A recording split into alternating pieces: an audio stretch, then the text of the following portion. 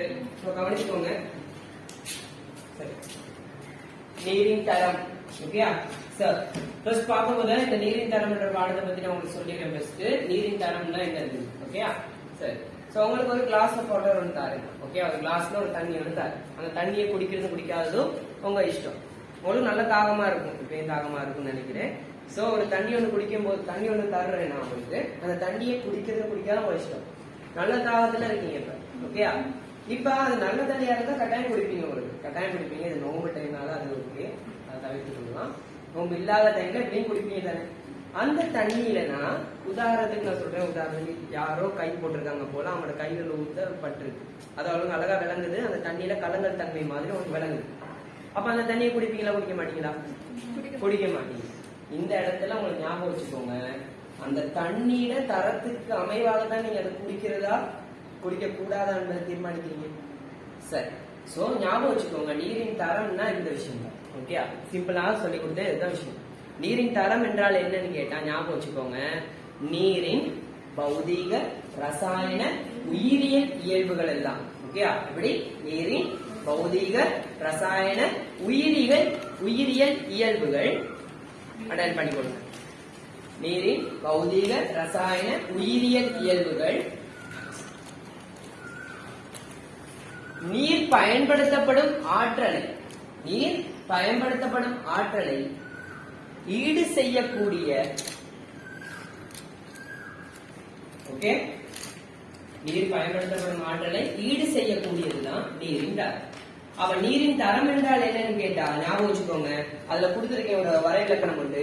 நீரில் காணப்படும் பௌதீக, ரசாயன, உயிரியல் இயல்புகளால் நீர் பயன்படுத்தப்படும் நோக்கத்தை ஈடு செய்யக்கூடிய ஆற்றல் தான் என்னது? நீரின் தரம். அப்ப ஞாபகம் வச்சுக்கோங்க, நீரின் தரம்னா என்னன்னு கேட்டா நீர், ஓகே, நீரின் பௌதீக, ரசாயன, உயிரியல் இயல்புகளால் அந்நீரானது பயன்படுத்தப்படும் நோக்கத்தை ஈடு செய்யக்கூடிய ஆற்றல் தான் என்னது? நீரின் தரம்.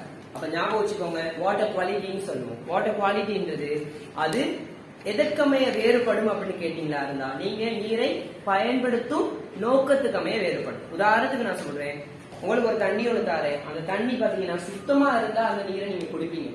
அதே அசுத்தமா இருந்துச்சுன்னா, அசுத்தம்னா லைட்டா மங்கலான கலரா இருந்துச்சுன்னா அந்த தண்ணி வேற ஏதோ ஒரு விஷயத்துக்கு பயன்படுத்துவீங்க. சோ நீரின் தரத்துக்கு அமைவாக தான் அதன் பயன்படுத்தும் நோக்கம் வேறுபடும். ஓகேயா?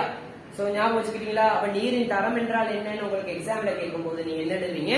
நீரின் பௌதீக, ரசாயன, உயிரியல் பரமாணங்கள் அல்லது இயல்புகளால் நீர் என்ன நோக்கத்தை, பயன்படுத்தப்படும் நோக்கத்தை ஈடு செய்யக்கூடிய ஆற்றல் தான் என்னது? நீரின் தரம். இப்ப நீரின் தரம் என்றால் என்னன்னு கேட்டா இதுதான் விஷயம். அடுத்தது இப்ப நாங்க பார்க்க போறது பாத்தீங்கன்னா நீரின் பரமாணங்களை பத்தி பார்க்க போறோம். நீரின் பரமாணங்களை பத்தி பார்க்க போறோம். உங்களுக்கு தெரியும், நீரின் பரமாணங்கள் எடுத்துக்கிட்டீங்களா இருந்தா ஃபர்ஸ்ட் நீரின் பரமாணங்கள், ஓகே, நீரின் பரமாணங்களை பத்தி எடுத்துக்கிட்டீங்களா இருந்தா ஃபர்ஸ்ட் ஞாபகம் வச்சுக்கோங்க, நாங்க இங்கிலீஷ்ல சொல்லுவோம் வாட்டர் பாராமீட்டர்ஸ் சொல்லுவோம். பாராமீட்டர்ஸ்னா என்ன கேட்டீங்கன்னா அளவீடுகள். ஓகே, இப்ப நீர் தொடர்பாக நீங்க எடுக்கப்படுற அளவீடுகளை தான் சொல்லுவாங்க பரமாணங்கள் சொல்லுவாங்க. மொத்தமா நீரின் பரமாணங்கள் ஏற்கனவே அந்த வரைவிலக்கணத்திலேயே பார்த்தோம். 3 பரமாணங்கள் இருக்கு. மொத்தமா என்ன பரமாணங்கள்?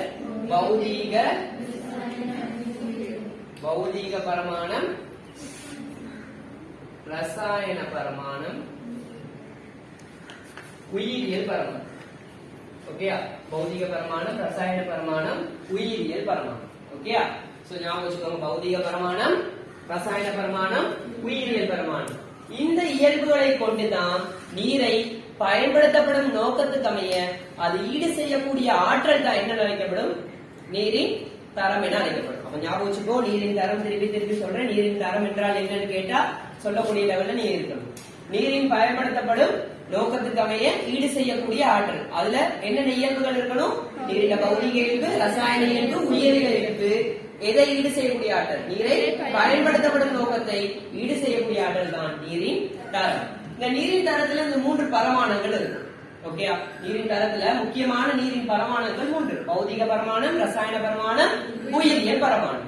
இதுலயே உனக்கு முதலாவது உயிரியல் பரமாணத்திலிருந்தே வர. எல்லாரும் பௌதிக பரமாணத்திலிருந்து போவாங்க, நான் உயிரியல் பரமாணத்திலிருந்து வரேன்.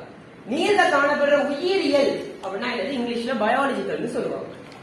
உயிரியல்னா என்னதுன்னு கேட்டா ஞாபகம் வச்சுக்கோங்க, அதுல ஏதாவது என்ன சம்பந்தப்பட்டிருக்கும், உயிரியல்னா அதுல என்ன சம்பந்தப்பட்டிருக்கும், ஏதாவது ஒரு உயிரங்கி சம்பந்தப்பட்டிருக்கும். அங்கின்றதை விட உயிரங்கி சம்பந்தப்பட்டிருக்கும். ஓகேயா?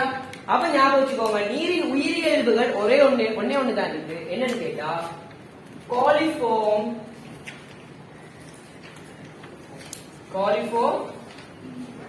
பாக்டீரியாக்கள்ல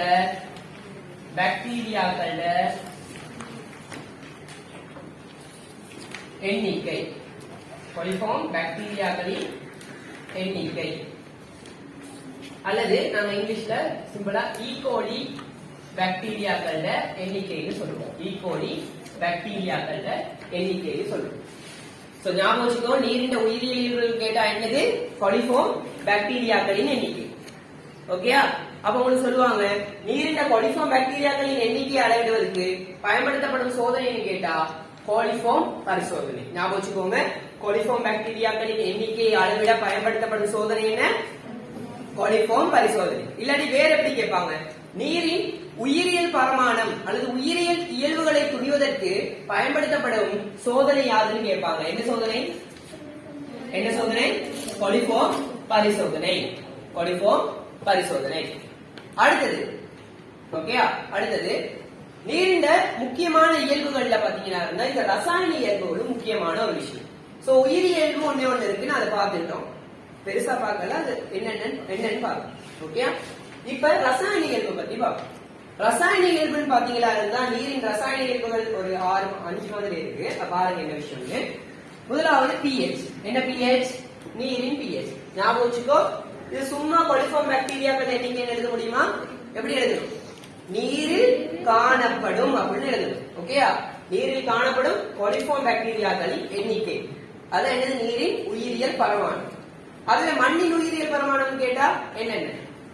மண்ணின் உயிரியல் இயல்புகள் இடையங்கி, வேரங்கி, நுண்ணங்கிகள் வரும். Micro, meso, macro.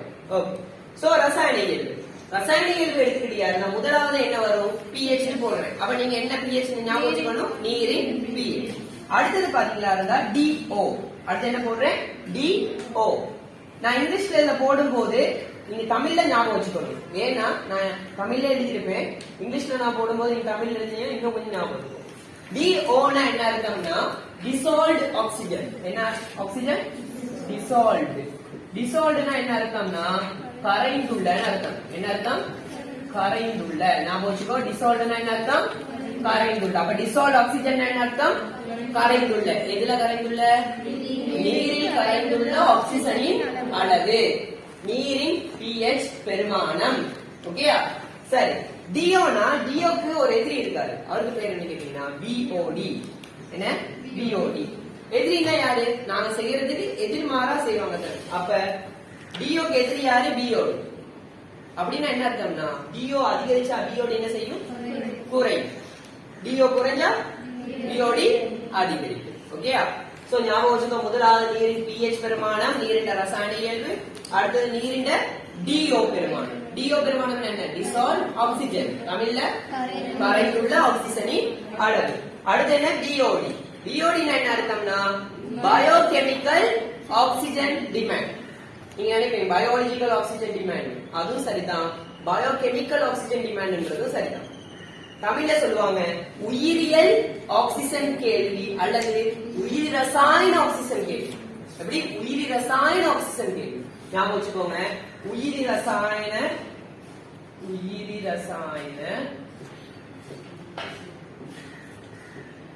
ஆக்சிஜன் கேள்வி. ஓகேயா? அல்லது உயிரியல் ஆக்சிஜன் கேள்வினாலும் சரிதான், ரெண்டு ஒண்ணுதான். ஓகேயா? ஞாபகம் வச்சுக்கோ, உயிரியல் ஆக்சிஜன் கேள்வினாலும் ஒண்ணுதான், உயிரி ரசாயன ஆக்சிஜன் கேள்வினாலும் ஒண்ணுதான். இங்கிலீஷ்ல பயாலஜிக்கல் ஆக்சிஜன் டிமாண்ட் சொல்லுவாங்க, இல்லாட்டி பயோகெமிக்கல் ஆக்சிஜன் டிமாண்ட் சொல்லுவாங்க. ரெண்டும் ஒண்ணுதான்.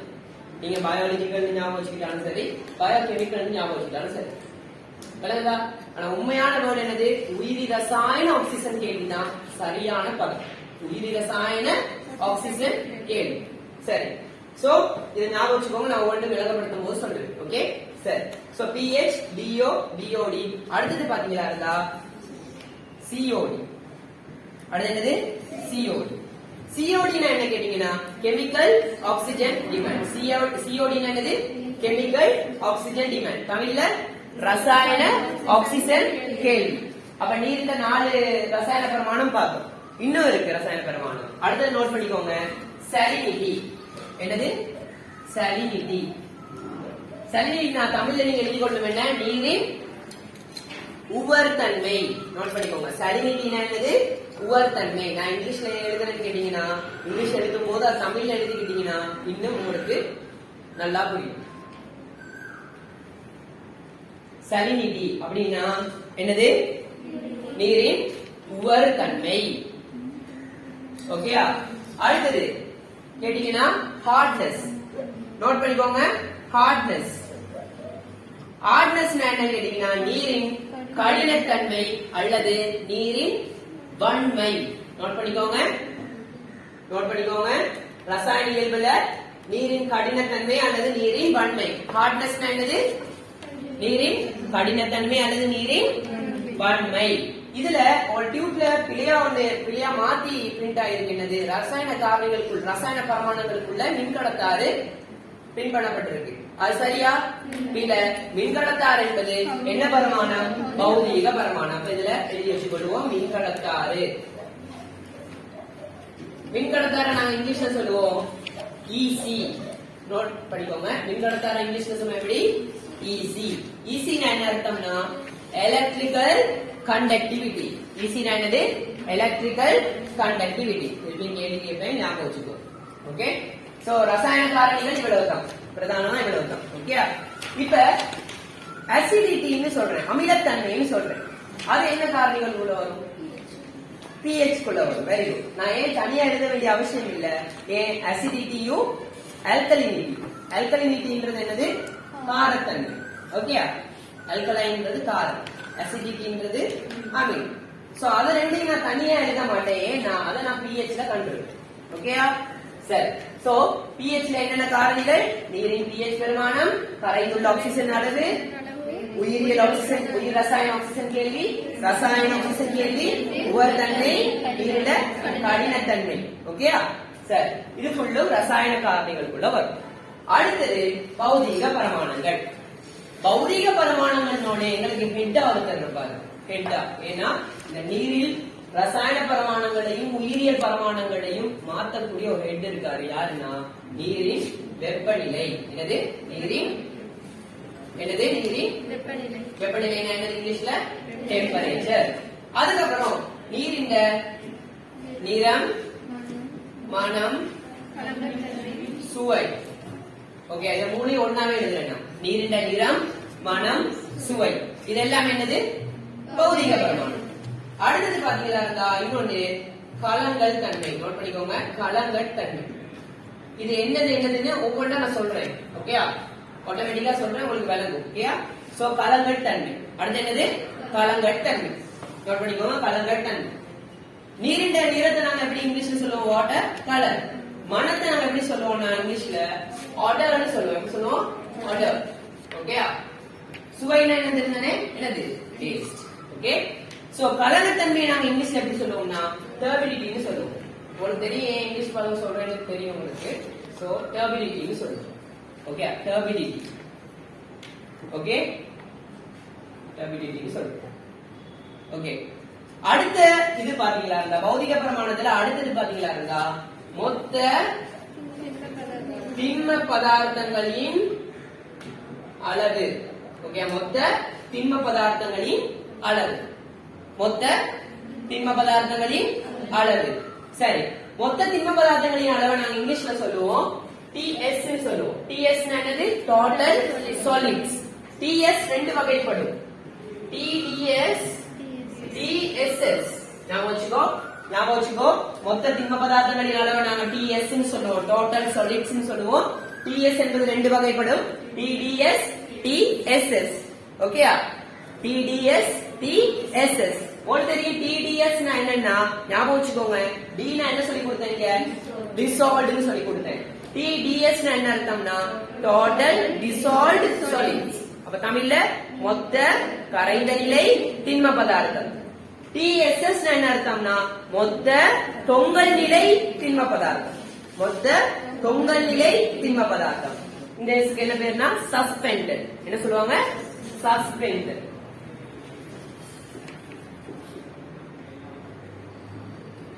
சஸ்பெண்டட்னா தொங்கல் நிலை. என்ன நிலை? தொங்கல் நிலை. ஓகே. இதை தவிர்த்து பௌதிக பரிமாணங்கள் எது இருக்கா? வெப்பநிலை, நிறம், மனம், சுவை, கலங்கத்தன்மை, மொத்த திண்ம பதார்த்தங்கள் அளவு, அதோட மின்கடத்தார். ஞாபகம் வச்சுக்கோ, மின்கடத்தார் என்பது ஒரு வகையான பௌதிக பரிமாணம். ஓகே, சரி, பிசிக்கல் பராமீட்டர் சொல்லுவாங்க. சரி, இதுல எதுவும் இங்கிலீஷ் வேர்ட் எல்லாம் சில நேரம் மேக்சிமம் உங்களுக்கு இங்கிலீஷ் பதங்கள் ஞாபகம் வச்சுக்கோங்க. ஏன்னா இதுக்கு ஏதாவது வேற பேர் கொடுக்கும் போது பிராக்கெட்ல உங்களுக்கு இங்கிலீஷ் வேர்ட் கொடுப்பாங்க.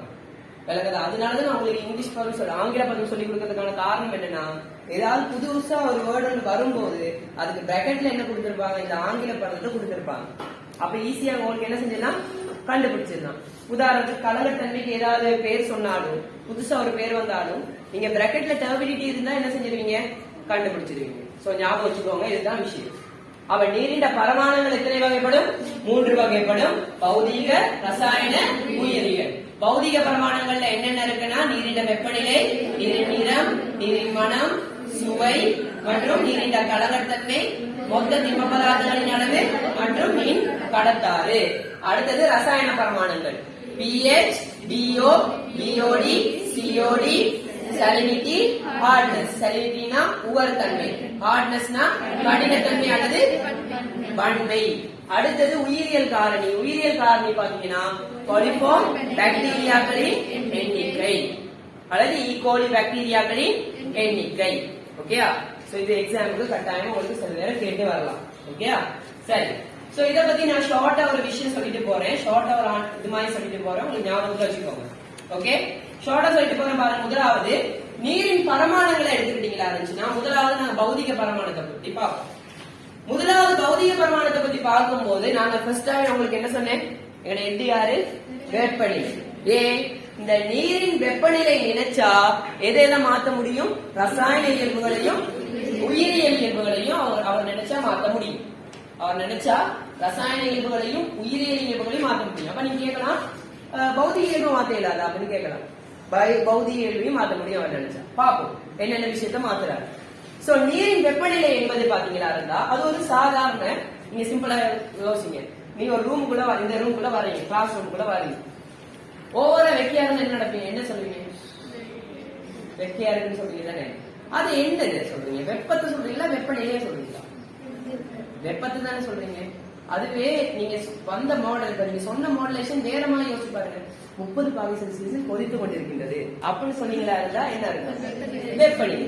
அதாவது ஒரு விஷயத்த அளவீட்டு முறையில சொன்னீங்கன்னா, அதாவது வெப்பத்தை அளவீட்டு முறையில சொன்னீங்கன்னா அது ஒரு வெப்பநிலை. விளங்குதா? பல நேரம் வெக்கையா இருக்குன்னு சொன்னது வெப்பம். அதே ஒரு அளவீட்டு முறை எப்படி 30 பாகை செல்சியஸில் கொதித்து கொண்டிருக்கின்றது அப்படின்னு சொன்னீங்களா இருந்துச்சுன்னா என்ன அர்த்தம்? அது வெப்பநிலை. சோ விளங்குதா? சோ ஒரு நீரின் வெப்பத்தின் அளவீட தான் நம்ம சொல்லுவோம் வெப்பநிலைன்னு சொல்லுவோம். அதுல சர்வதேச அளவு உங்களுக்கு தெரியும். என்ன வெப்பநிலை சர்வதேச அளவு? கெல்வின். ஓகேயா? எஸ்ஐ அளவு என்னது? கெல்வின். பட் பொதுமைப்பாடான, அதாவது கூடுதலான ஆட்கள் பயன்படுத்துற அளவு என்னது? பாகை செல்சியஸ். பாகை செல்சியஸ் தமிழ் எழுதும் போது எப்படி எழுதுவீங்க? செல்சியஸ் அப்படின்னு எழுதுவீங்களா? செல்சியஸ் எழுதும் போது பாத்தீங்களா இருந்தா பாகை செல்சியஸ்னு இப்படி போடுவீங்க. இப்படி போட்டா சரி. தமிழ்ல எழுதும் போது எப்படி எழுதணும்? பாகை செல்சியஸ்னு எழுதணும். ஓகேயா? பாகை செல்சியஸ் எழுதணும். விளங்குதா? பாகை பாவனா கையனா செல்சியஸ் எழுதணும். ஓகேயா?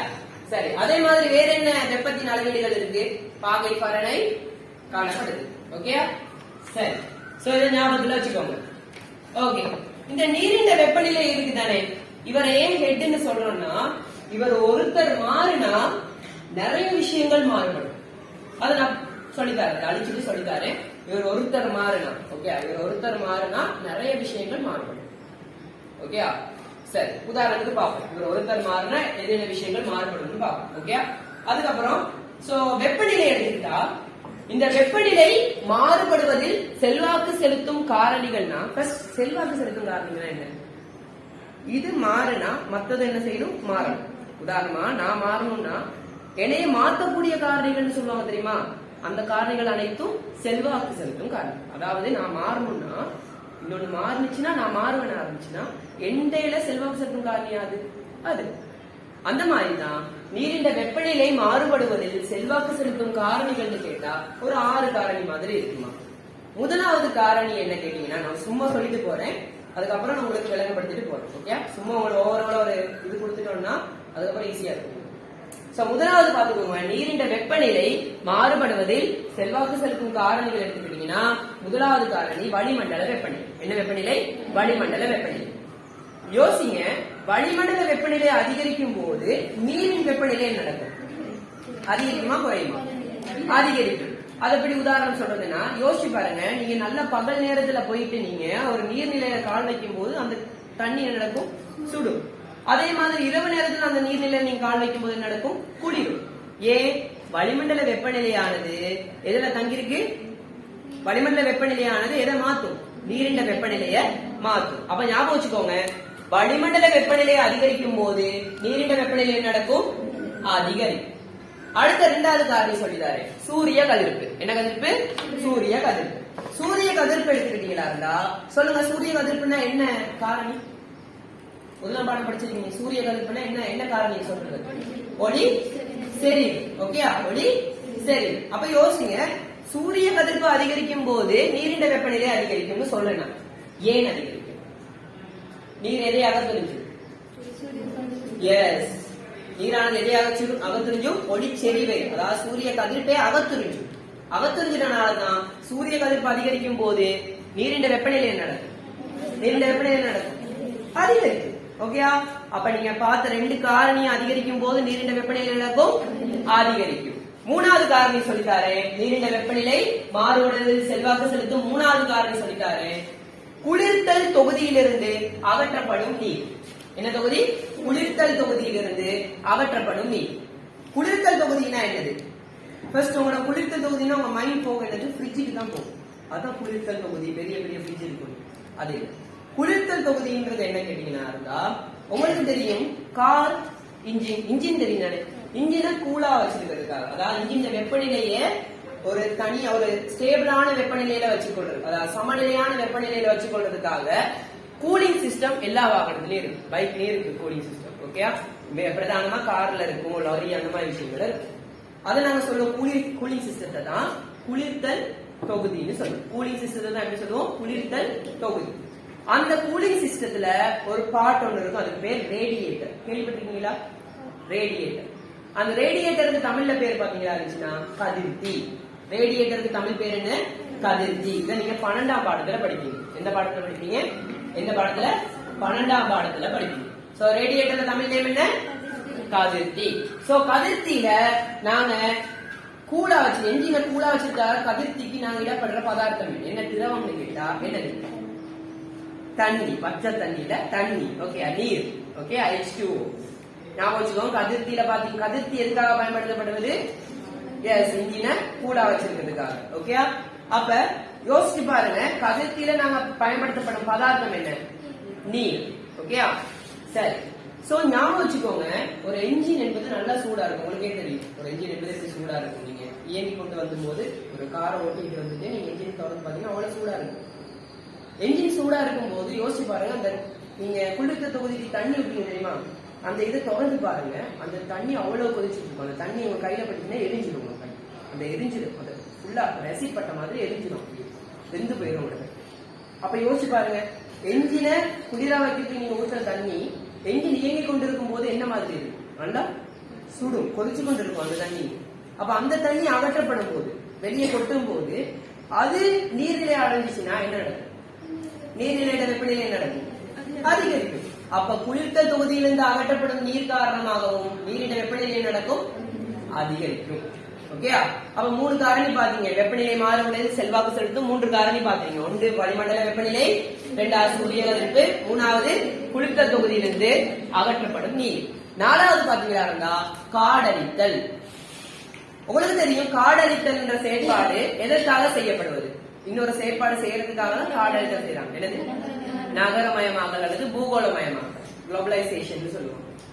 சோ இந்த நகரமயமாக்கல் செய்யறதுக்காக காடழித்தல் செய்யறோம். கொஞ்சம் யோசிச்சு பாருங்க, மரங்களை எல்லாத்தையும் வெட்டிட்டோம்னா சூழல் வெப்பநிலை நடக்கும், அதிகரிக்கும். உனக்கே தெரியும், சூழல் வெப்பநிலை அதிகரிச்சா நீரின் வெப்பநிலை நடக்கும், ஆட்டோமேட்டிக்கா அதிகரிக்கும். அப்ப காடழித்தல் காரணமாக நீரின் வெப்பநிலை நடக்கும், அதிகரிக்கும். அது மட்டும் இல்லாமல் காடழித்தல் செயற்பாடு நடக்கும் போது கொஞ்சம் யோசிச்சு பாருங்க, இந்த இடத்துல நிறைய மரங்கள் இருக்கு. வெயில் அடிக்கும் போது டிரெக்டா எதுக்கு அடிக்கும்? மரத்துக்கு அடிக்கும்.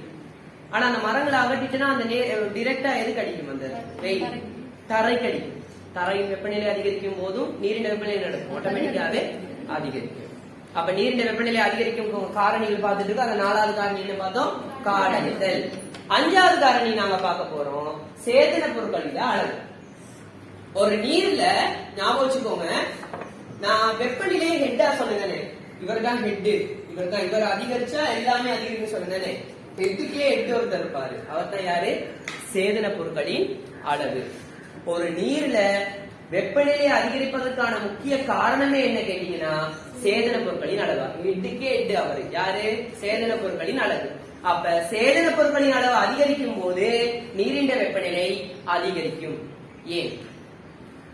ஏன்னு கேட்டீங்கன்னா சேதன பொருட்களுக்கு ஒரு சிறப்பியல்பு இருக்கு. என்ன சிறப்பியல்பு கேட்டீங்கன்னா வெப்பத்தை அகத்தறிஞ்சக்கூடிய திறன்.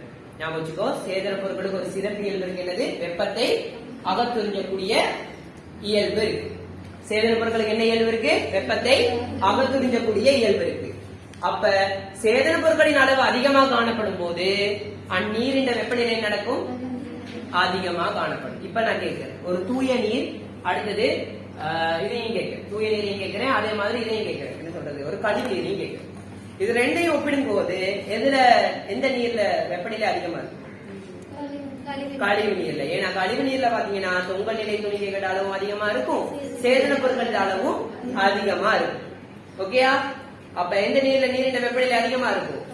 கழிவு நீர்ல அதிகமா இருக்கும். ஏன்னு கேட்டா ஞாபகம் வச்சுக்கோங்க, சேதன பொருட்களின் அளவு ஒரு நீர்ல அதிகரிக்கும் போது என்ன நடக்கும்? அந்நீரின் வெப்பநிலை அதிகரிக்கும்.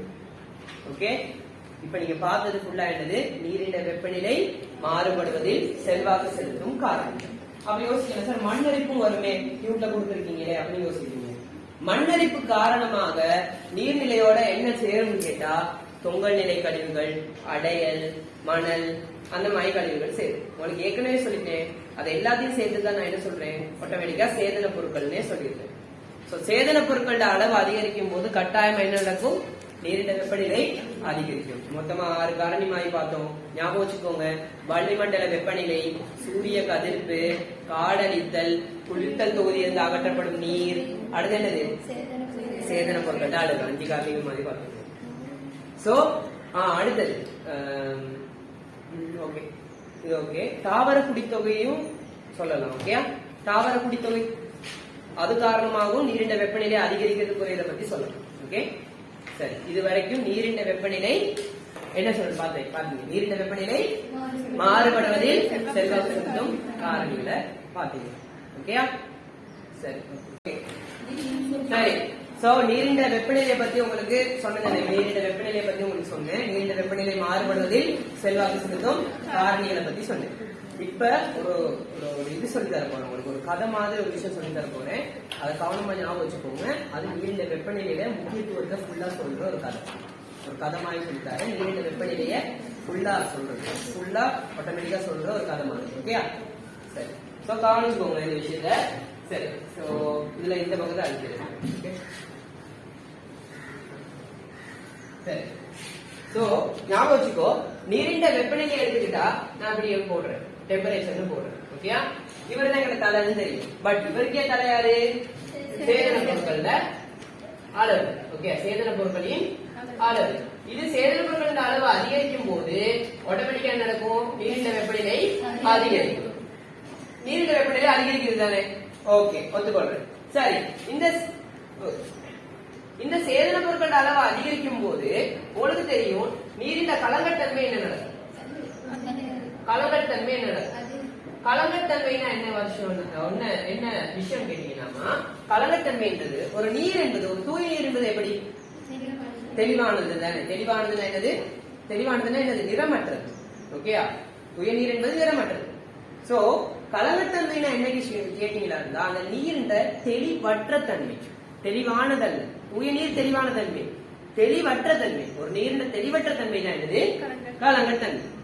அந்த கலங்கத்தன்மை ஏற்படுதுன்னா, ஒரு நீருக்கு தெளிவற்ற தன்மை ஏற்படுதுன்னா, அந்த நீர்ல ஏதோ ஒரு பதார்த்தம் கலந்து இருக்குன்னு அர்த்தம்.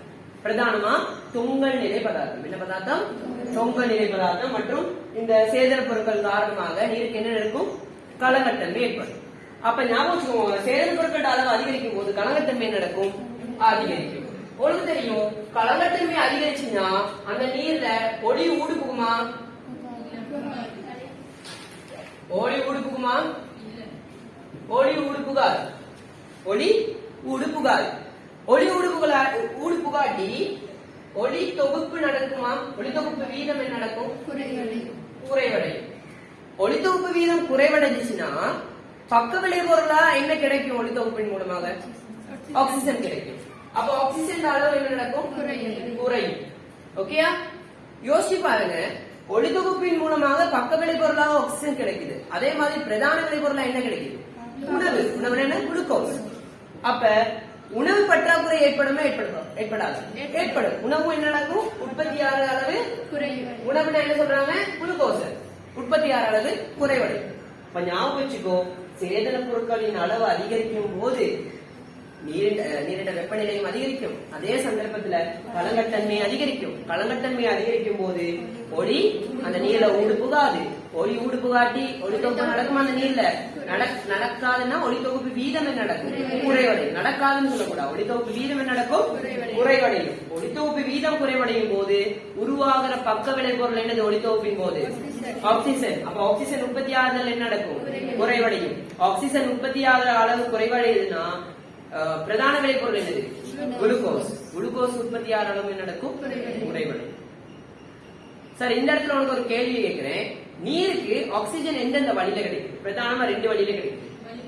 வளிமண்டல ஆக்சிஜன் மற்றும் வேற எது மூலமா? தாவர ஒளித்தொகுப்பு மூலமா ஆக்சிஜன் கிடைக்கும். நீருக்கு 2 வழியில ஆக்சிஜன் கிடைக்குது. என்னென்ன வழியில? எஸ், வளிமண்டல ஆக்சிஜன் மற்றும் ஒளித்தொகுப்பின் மூலமாக ஆக்சிஜன் கிடைக்கும். சரி, இது எல்லாமே சேர்த்து ஒரே ஒரு 2 பாயிண்ட் வருது. 2 பாயிண்ட் உங்களை எழுத முடியும். எப்படி? நீரிட வெப்பநிலை அதிகமா இருந்துச்சுன்னா அந்த வெப்பநிலை அந்த நீரிட கலங்கத்தன்மை அதிகமாகும். முக்கியத்துவம். அதே நீரிட வெப்பநிலை அதிகரிக்கும் போது ஒளித்தொகுப்பு வீதம் குறைவடையும். அதே நீரிட வெப்பநிலை அதிகரிக்கும் போது அதுல உணவு பற்றாக்குறை ஏற்படும். ஏன்னா யோசிச்சு பாருங்க, அப்ப நீரிட வெப்பநிலை அதிகமா இருந்தா அந்த நீர் கிட்டத்தட்ட என்ன நீரா இருக்கும்? என்ன நீரா இருக்கும்? எந்த நீர்ல ஆக்சிஜன் அளவு குறைவா இருக்கும்? உணவு பற்றாக்குறை குறைவு, ஒளித்தொகுப்பு வீதம் குறைவா இருக்கும். கழிவு நீர். சரி, இப்ப டிரெக்டா வருவோம். நீரின் வெப்பநிலை அதிகரிக்கும் போது டிரெக்டா தாக்கம் செலுத்துறதுக்கு வரும். என்ன தாக்கம் செலுத்தும்னா DO பெருமாள். உங்களுக்கு தெரியும், ஒளித்தொகுப்பின் போது கிடைக்கிற இது என்னது? ஆக்சிஜன் அளவு என்னது? பக்க விளைவால கிடைக்கிற ஆக்சிஜன் அளவு நடக்கும்? குறைவடையும். ஏன்? ஒளித்தொகுப்பு வீதம் குறைவடைறதுனால. பட் இங்க நாங்க வேற ஒரு காரணம் சொல்ல போறோம். DOனா என்ன அர்த்தம்? கரைந்துள்ள ஆக்சிஜனின் அளவு. ஞாபகம் வச்சுக்கோங்க, நீரின் வெப்பநிலை அதிகரிக்கும் போது கரைந்துள்ள ஆக்சிஜன் அளவு என்ன நடக்கும் கேட்டா குறையும். ஞாபகம் வச்சுக்கோ, நீரின் வெப்பநிலை அதிகரிக்கும் போது கரைந்துள்ள ஆக்சிஜன் அளவு என்ன நடக்கும்? குறையும். ஏன் குறையும்னு கேட்டா ஞாபகம் வச்சுக்கோ, நீரின் வெப்பநிலை அதிகம்னா அந்த நீர்ல காணப்படுற சேதன பொருட்களோட அளவு என்ன மாதிரி இருக்கும்? அதிகம் தானே? ஒத்துக்கொள்றியா? நீரின் வெப்பநிலை அதிகம்னா நீரின் வெப்பநிலை அதிகமான நீர்ல சேதன பொருட்களோட அளவு எப்படி இருக்கும்? அதிகம். ஞாபகம் வச்சுக்கோ, சேதன பொருட்கள் அதிகமா இருந்தா அந்த நீர்ல நுண்ணங்கிகளோட குடித்தொகையும் எப்படி இருக்கும்? அதிகமா இருக்கும். சேதன பொருட்கள் அதிகமா இருந்துச்சுன்னா நுண்ணங்கிகளின் குடித்தொகையும் எப்படி இருக்கும்? அதிகமா இருக்கும். ஏன் நுண்ணங்கிளி குடித்தொகை அதிகம்னு கேட்டா, நுண்ணங்கிகள் எதுக்காக வந்திருக்கும் அந்த இடத்துக்கு? சேதன பொருட்களை பிரிகையடைய செய்வதற்காக. அப்ப யோசி, உனக்கு சொல்லியும் கொடுத்திருக்கேன், சேதன பொருட்களை பிரியடைய செய்வதற்கு நுண்ணங்கிகள் எதை பயன்படுத்தும் கேட்டா ஆக்சிஜனை பயன்படுத்தும். எதை பயன்படுத்தும்? ஆக்சிஜனை பயன்படுத்தும். அப்ப யோசி, சேதன பொருட்களின் அளவு அதிகமா இருக்கும் போது நுண்ணங்கிகளின் கொடுத்தொகை அந்த நீர்ல அதிகம். நுண்ணங்கிகள் சேதன பொருட்களை பிரிகடை செய்வதற்காக அந்த நீரில் உள்ள எதை பயன்படுத்தும்? ஆக்சிஜனை பயன்படுத்தும். அப்ப என்ன நடக்கும்? டிஓ பெருமானம் குறையும். ஓகேயா? சேதன பொருட்களின் பிரிகடையும் அளவு என்ன நடக்கும்? பிரிகடையும் அளவு என்ன நடக்கும்? அதிகரிக்கும். ஓகேயா? சரி, திருப்பியும் சொல்றேன், ஞாபகம் வச்சுக்கோ. ஒரு நீரின் வெப்பநிலை அதிகம்னா அந்த நீரின் சேதன பொருட்கள் அளவு எப்படி இருக்கும்? அர்த்தம் அதிகமா இருக்குன்னு அர்த்தம். சேதன பொருட்கள் அளவு அதிகமா இருக்கும் போது நுண்ணங்கிகளின் குடித்தொகை என்ன நடக்கும்? அதிகமாகும். நுண்ணங்கிகளின் குடித்தொகை அதிகமா இருக்கும் சந்தர்ப்பத்தில் அதை என்ன செய்யும்? சேதன பொருட்களை நன்கு பிரிகடைய செய்யும். பிரிகடைய செய்வதற்காக எதை பயன்படுத்தும்? ஆக்சிஜனை பயன்படுத்தும். ஆக்சிஜனை பயன்படுத்துறனால என்ன நடக்கும்? டிசால்வ் ஆக்சிஜன் என்ன நடக்கும்? குறையும். அப்ப காரணம் புரியுதா? ஏன் வெப்பநிலை அதிகரிக்கும் போது கரைந்துள்ள ஆக்சிஜன் அளவு குறையுதுன்னு புரியுதா? ஏன் குறையுதுன்னு சொல்லுவீங்க. அப்ப நுண்ணங்கிகள் சேதன பொருட்களை பிரிகடை செய்வதற்காக ஆக்சிஜனை பயன்படுத்துவதனால் வெப்பநிலை அதிகரிக்கும் போது நடக்கும்? டிஓ பெருமானம் குறைவடையும். டிஓக்கு எதிரி யாரு? பிஓடி. உங்களுக்கே தெரியும், டிஓ குறைஞ்சா பிஓடி என்ன நடக்கும்? அப்ப சொல்லுங்க, நீரின் வெப்பநிலை அதிகரிக்கும் போது பிஓடி என்ன நடக்கும்? பிஓடி என்ன நடக்கும்? அதிகரிக்கும். நீரின் வெப்பநிலை அதிகரிக்கும் போது பிஓடி அதிகரிக்கும். அப்ப யோசிக்கணும் நீங்க, ஏன் அதிகரிக்கும் கேட்டா, நீரின் வெப்பநிலை அதிகரிக்கும் போது டிஓ பெருமானம் குறைவடைகிறதுனால பிஓடி அதிகரிக்குது. சரி, இப்ப உங்களுக்கு சொல்றேன், ஸ்ரீலங்காவை பொறுத்த வரைக்கும் டிமாண்ட் எது எதுக்கு கூடன்னு கேட்டா எல்லாத்துக்கும் கூட. முதலாவது உங்களுக்கு வர்றது எது? முதலாவது உங்க எது வருது? கேஸ். கேஸுக்கு முதல் ஆங்கர் ஒன்று. Okay, anchor. சரி, டிமாண்ட்னா என்ன விஷயமா? ஃபர்ஸ்ட் பாருங்க, டிமாண்ட்னா என்ன விஷயம்? டிமாண்ட் ஓகேயா? கேள்வின்னு சொல்லுவாங்க. சரி, கேள்வினா டிமாண்ட் கொடுப்பேன். சரியா? சரி, ஞாபகம் வச்சுக்கோ. கேள்வினா என்ன விஷயம் அப்படின்னு கேட்டீங்கன்னா, எப்ப கேள்வி உருவாகும் அப்படின்னு கேட்டீங்கன்னா, ஒரு விஷயம் குறைவா இருக்கும் சந்தர்ப்பத்துல. அதாவது அருமை. அருமைனா அந்த அருமை இல்ல, எந்த அருமை? குறைவான. அருமைனா குறைவானு சொல்லுவாங்க. கொமர்ஸ் பாஷையில பாத்தீங்கன்னா, கொமர்ஸ் டேர்ம்ஸ்ல நாங்க அருமைனா என்ன அர்த்தம்னா குறைவு. ஒரு விஷயம் அருமையாக இருக்கும் சந்தர்ப்பத்தில், அருமைனா குறைவாக இருக்கும் சந்தர்ப்பத்தில் அதுக்கான கேள்வி நடக்கும்? அதிகரிக்கும். இப்பவே உங்களுக்கு சொல்லவே தேவை, ஸ்ரீலங்கா என்பது கேள்விக்கு ரொம்ப பிரசித்தி பெற்றது. ஸ்ரீலங்கால கேள்வியானது நிறைய இருக்கு. என்னென்ன ஆர்டர் பண்ணுவோம்? கேஸ், ஆங்கர், கோதுமா, வேற சவர்காரம், வேற பெட்ரோல் டீசல். ஆமா, முக்கியம் பெட்ரோல் டீசல். வேற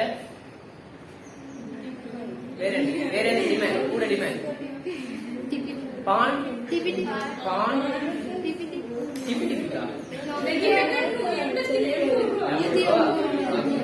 சரி, சோ ஓகே, இப்ப உங்களுக்கு விளங்குது. முக்கியமான ஒரு விஷயம் தெரியுமா? டாலர். ஓகேயா? அதான் ஃபர்ஸ்ட் நம்ம சொல்லியிருக்கோம். ஓகேயா? டாலருக்கு டிமாண்ட்னால தான் எல்லாரோட விலையும் என்ன நடக்குது? கூடுது. டாலரோட பெருமதி என்னைக்கு கூடுதோ, ஓகேயா, எங்கட ரூபாய் பெருமதி விட டாலர் பெருமதி என்னைக்கு கூடுதோ அன்னைக்கு அது பொருளாதார வீழ்ச்சியை அடைந்து கொண்டு வருகின்ற நாட்டுக்குள்ள வந்து ஸ்ரீலங்கா என்பது ரொம்ப பொருளாதார வீழ்ச்சியை கண்டு வர நாடு. சமீபத்துல பொருளாதார வீழ்ச்சியை கண்டு வர நாடுகள் ஸ்ரீலங்கா. ஓகேயா?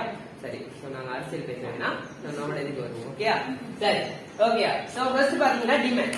சோ டிமாண்ட் என்பது எப்ப அதிகரிக்கும் கேட்டா, ஒரு பொருளின் அளவு குறைவா இருக்கும் சந்தர்ப்பத்துல டிமாண்ட் அதிகரிக்கும். உதாரணத்துக்கு சொல்றேன், இப்ப ஆக்சிஜன் இவகிட்ட கூடுதலா இருக்கு.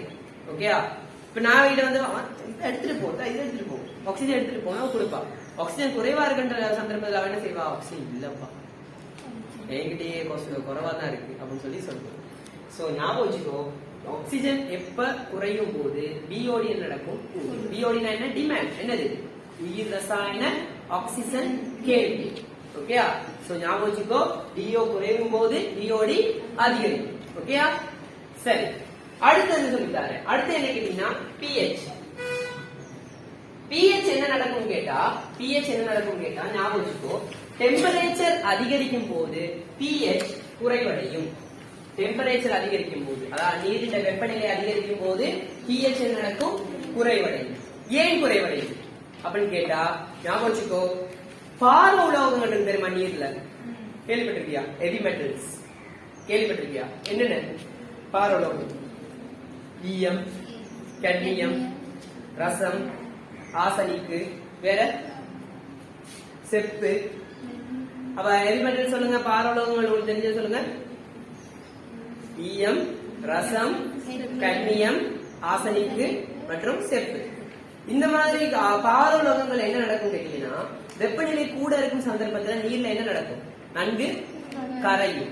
அப்ப நீரின் வெப்பநிலை அதிகரிக்கும் போது பாரோலோகங்கள்ல கரைதிறன் நடக்கும். பாரோலோகங்கள்ல கரைதிறன் நடக்கும், அதிகரிக்கும். ஞாபகம் வச்சுக்கோ, பாரோலோகங்கள்ல கரைதிறன் ஒரு நீர்ல அதிகரிக்குதுன்னா அந்த நீர் என்ன தன்மையா மாறும்? என்ன தன்மையா மாறும்? நச்சுத்தன்மை தான். அது என்ன தன்மை? அமிலமா காரமா? அமிலத்தன்மையாக மாறும். ஓகேயா? சோ அமிலத்தன்மையாக மாறும் சந்தர்ப்பத்தில் கொஞ்சம் யோசிச்சு பாரு. அமிலம் என்பது pH குறைவா இல்லையா? அமிலம் என்பது pH குறைவா இல்லையா? அப்ப ஏன் pH குறையுதுன்னு கேட்டா அதுதான் அர்த்தம். ஞாபகம் வச்சுக்கோ, வெப்பநிலை அதிகரிக்கும் போது பாரோலோகங்களின் கரைதிறன் அதிகரிப்பதன் காரணமாக pH என்ன நடக்கும்? குறையும். pH நடக்கும், குறையும். அப்ப கேட்பாங்க, வெப்பநிலை அதிகமான நீர்ல பாத்தீங்கன்னா இருந்துச்சுன்னா pH எப்படி இருக்கும் கேட்டீங்கன்னா குறையும். ஓகேயா? சோ ஞாபகம் வச்சுக்கோ, இது வரைவு வேற இருக்கு, நான் அப்புறம் வரைஞ்சு காட்டுறேன். ஓகேயா? சரி, அடுத்தது பாத்தியா இருந்துச்சுன்னா இன்னொரு விஷயம், வெப்பநிலை அதிகமாக உள்ள ஒரு நீர்ல உப்புக்கள் இருக்கு தானே, அந்த நீர்ல உப்புக்கள் இருந்தா அந்த நீரின் வெப்பநிலை அதிகரிக்கும் போது உப்புக்கள்ல கரைதிறன் நடக்கும், அதிகரிக்கும். உப்புக்கள்ல கரைதிறன் அதிகரிச்சுன்னா அந்த நீரின் உவர்த்தன்மை நடக்கும். அந்த நீர்ல உவர்த்தன்மை நடக்கும், அதிகரிக்கும். ஓகேயா? உவர்த்தன்மை அதிகரிச்சா அந்த நீரின் ஈசி பெருமானத்துக்கு என்ன நடக்கும்? ஈசி பெருமானம்னா எலக்ட்ரிக்கல் கண்டக்டிவிட்டி. நீ சொல்லுமா, தூய நீர் மின்ன கடத்துமா, உப்பு நீர் நல்லா மின்ன கடத்துமா? உப்பு நீர் தான் நல்லா மின்ன கடக்கும். ஏன் உப்பு நீர் சொல்ற? அதுல ரெண்டு கலந்து, அதுல உப்பு எண்கள்ட செறிவு அதிகமா இருக்கிறதுனால நன்கு மின்னை கடக்கும். ஓகேயா? சரி, சோ ஞாபகம் வச்சுக்கோ, எந்த நீர் மின்ன கடக்கும் கேட்டா உவர் நீரா தூய நீர்னு கேட்டா உவர் நீர் தான் நன்கு மின்னை கடக்கும். அப்ப ஞாபகம் வச்சுக்கோ, நீரின் உவர்த்தன்மை அதிகரிக்கும் போது என்ன அதிகரிக்கும் கேட்டா என்ன பெருமானம் அதிகரிக்கும்? ஈசி பெருமானம். என்ன பெருமானம் அதிகரிக்கும்? ஈசி பெருமானம் அதிகரிக்கும். சரி, அப்ப சொல்லி மின் கடத்தாறு என்பது என்னது? நீரானது மின்னை கடத்தக்கூடிய ஆற்றல் என்பதுதான் மின் கடத்தல். அதாவது நீரில் காணப்படுகின்ற எதென்ற செறிவு? உப்பு அயன்களின் செறிவு காரணமாக அந்நீர் மின்னை கடத்துச்சுன்னா கடத்தக்கூடிய ஆற்றல் தான் என்னது? மின் கடத்தார். அப்ப பாரு, டெம்பரேச்சர் 1 அதிகரிக்கிறதுனால DO குறையுது, DOD அதிகரிக்குது, pH குறையுது, பாரோலகின் கரைதிறன் அதிகரிக்குது, உவர்த்தன்மை அதிகரிக்குது. உவர்த்தன்மை அதிகரிக்கிறதுனால என்ன அதிகரிக்குது? ஈசி மின் கடத்தாது அதிகரிக்குது. இப்ப நான் கேட்கிறேன், வெப்பநிலை அதிகமாக உள்ள ஒரு மண்ணில ஒரு நீர்ல தொங்கல் நிலை பதார்த்தங்கள் அளவு எப்படி? TSS எப்படி? கூடவா இருக்கும். என்னவா இருக்கும்? TSS கூடவா இருக்கும். அதனாலதான் வெப்பநிலை அதிகமாக நீர் எப்படி இருக்கும் கேட்டீங்கன்னா கலங்கத்தன்மையானதாக காணலாம். கலங்கத்தன்மை அதிகரிக்கும். அப்ப அப்படி இல்லை, TSS தான் பிரதானமானது எங்களுக்கு. ஓகேயா? இந்த இடத்துல நான் TDS தடைக்கிறேன். TDS என்றது என்னது? மொத்த திண்ம பதார்த்தங்கள். அது திண்ம பதார்த்தங்கள் அளவு அதிகரிக்கும் போது கட்டாயம் நீர்ல கலங்கத்தன்மை என்ன நடக்கும்? அதிகரிக்கும். அது எந்த திண்ம பதார்த்தமா இருந்தாலும் சரி, நாங்க பிரதானமா இருக்கிறது என்னது? TSS, மொத்த தொங்கல் நிலை திண்ம பதார்த்தங்களின் அளவு. அப்படியே கேள்வி கேட்டு சரியா? சரி, ஓகே. இப்ப நீங்க எல்லாம் யாரு? மனிதர்கள். ஓகேயா? மனிதர்கள் பட்சத்துல உங்களுக்கு பொதுவான பேர் என்ன கேட்டீங்களா? என்னது? மனிதர்கள் பட்சத்துல உங்களுக்கான பொதுவான பேர் என்ன? ஹியூமன்ஸ், உயிரங்கிகள். ஓகேயா? அங்கிகள் தானே நீங்களும். சரி, சோ ஞாபகம் வச்சுக்கோங்க. ஓகேயா? சோ அங்கிகளின் அணுசேப வீதம்னா என்ன அர்த்தம்? அணுசேப வீதம்னா என்ன? அணுசேப செயற்பாடுனா என்ன? தெரியாது. சரி, அணுசேப செயற்பாடு அப்படின்னா என்னன்னு கேட்டா ஞாபகம் வச்சுக்கோ, நான் சொல்றது ஞாபகம் வச்சுக்கோ. அங்கிகள்ல அணுசேப செயற்பாடுனா என்னதுன்னா, ஒரு அங்கி உச்ச வினைத்திறனுடன் செயற்படுவதற்கு தேவையான அனைத்து செயற்பாடுகளும் என்ன செயற்பாடு? அணுசேப செயற்பாடு. ஒரு அங்கி எப்படி செயற்படுவதற்கு உச்ச வினைத்திறனோடு செயல்படுவதற்கு உதவி பெற அனைத்து செயற்பாடுகளும் அணுசேர்ப்பு செயற்பாடுகள். அதாவது அந்த அங்கி உயிர் வாழ்வதற்கு நடக்கிற அனைத்து செயற்பாடுகளும் அணுசேர்ப்பு செயற்பாடுகள். அப்ப ஒளித்தொகுப்பு, சுவாசம், இனப்பெருக்கம், எதுவோ எல்லாம் என்னது அணுசேர்ப்பு செயற்பாடு. அப்ப ஞாபகம் வச்சுக்கோ, வெப்பநிலை என்பது அதிகரிக்கும் போது, ஞாபகம் வச்சுக்கோ, வெப்பநிலை என்பது அதிகரிக்கும் போது அங்கிகள அணுசேர்ப்பு வீதம் நடக்கும், அதிகரிக்கும். அங்கிகள அணுசேர்ப்பு வீதமும் அதிகரிக்கும். ஞாபகம் வச்சுக்கோ, வெப்பநிலை அதிகரித்து கொண்டு போகும்போது அங்கிகள அணுசேர்ப்பு வீதம் எப்படி நடக்கும், அதிகரிக்கும். ஆனால் உனக்கு தெரியும், முதலாம் பாடத்துல ஒரு வெப்பநிலை வீச்சு சொல்லி கொடுத்திருக்கேன். தாவர ஒளித்தொகுப்பு நடைபெறதுக்கு சிறப்பான வீச்சு எது?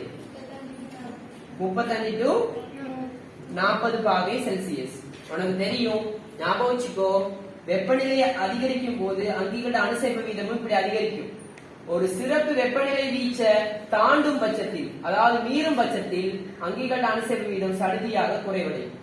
அப்ப இந்த வெப்பநிலை வீச்சு என்னவா இருக்கும்? இந்த வெப்பநிலை வீச்சு எவ்வளவா இருக்கும்? 35 to 40 பாகை செல்சியஸ் இந்த இடத்துல இருக்கு. திருப்பி ஞாபகம் வச்சுக்கோ, அதாவது வெப்பநிலைக்கும் அங்கிகள அணுசேர்ப்பு வீதத்துக்கும் வரைப்பு வரைஞ்சோம். 2019 6வது கேள்வி பாத்துக்கோங்க. 2019 பேப்பர்ல, பாஸ் பேப்பர்ல 6வது கேள்வி. ஓகேயா? ஞாபகம் வச்சுக்கோங்க, அங்கிகள அணுசேர்ப்பு வீதம் வெப்பநிலை அதிகரிக்கும் போது, இப்படி போகுதுன்னா அதிகரிக்கணும்னு அர்த்தம். ஒரு வரைப்புல இப்படி போனா அதிகரிக்கணும்னு அர்த்தம். ஓகேயா? அங்கிகள அணுசேர்ப்பு வீதம் அதிகரிக்கும் போது என்ன நடக்குது? அங்கிகள வெப்பநிலை அதிகரிக்கும் போது இது என்னது? வெப்பநிலை. வெப்பநிலை அதிகரிக்கும் போது அங்கிகள அணுசேர்ப்பு வீதம் என்ன நடக்குது? அப்படியே அதிகரித்து கொண்டு போகும். எப்ப குறையுதுன்னு கேட்டா, ஒரு சிறப்பு வீச்சை தாண்டும் பட்சத்துல, ஒரு சிறப்பு வெப்பநிலை வீச்ச தாண்டும் பட்சத்துல என்ன நடக்குது? அங்கிகள அணுசேர்ப்பு வீதம் சடுதியாக குறையுது. எப்படி சொல்லுவாங்க? சடுதியாக குறையுது. சடுதியாக என்ன நடக்குது? மழை வெயில இருந்து விடுற மாதிரி. ஓகேயா? அப்ப அங்கிகள அணுசேர்ப்பு வீதமானது வெப்பநிலை அதிகரிக்கும் போது அங்கிகள அணுசேர்ப்பு வீதம் என்ன நடக்கும்? அதிகரித்து செல்லும். சிறப்பு வெப்பநிலை வீச்சை தாண்டும் பட்சத்துல என்ன நடக்கும்? அங்கிகள அணுசேர்ப்பு வீதம் சடுதியாக குறைவடையும். அந்த வெப்பநிலை வீச்சு என்னன்னு கேட்டா என்னது? 35 to 40 பாகை செல்சியஸ். சரியா? இந்த வரைவு எங்க கேட்டு வந்துச்சு? 2019 6வது கேள்வி பாருங்க. MCQ 6வது கேள்வி பாருங்க, கேட்டு வந்துச்சு. அதுல கவனமா கவனிச்சுக்கோங்க. நிறைய இது மாதிரி வரைவு நிறைய கொடுத்திருப்பாங்க. அதுல கவனமா இருங்க. எப்படி கீழ இருந்து அப்படியே கொஞ்சம் கொஞ்சம் படிப்படியா கூடிக்கொண்டு வந்து சிறப்பு வீச்சை தாண்டும் பட்சத்துல சடுதியாக குறைவடையும். அது விட அது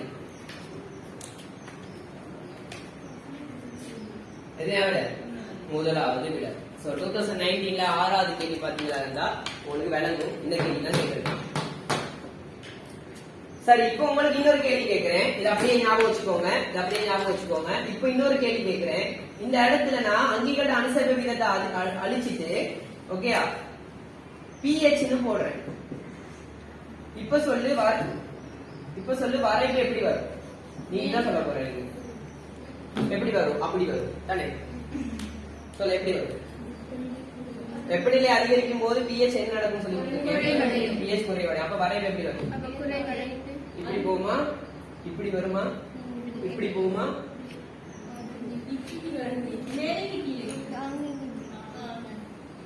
ஓகேயா? இதுதான் வெப்பநிலைக்கும் pH-க்குமான வரைவு. வெப்பநிலைக்கும் pH-க்கும் வரைவு கேட்டோம்னா இப்படிதான் வரைவு வரும்.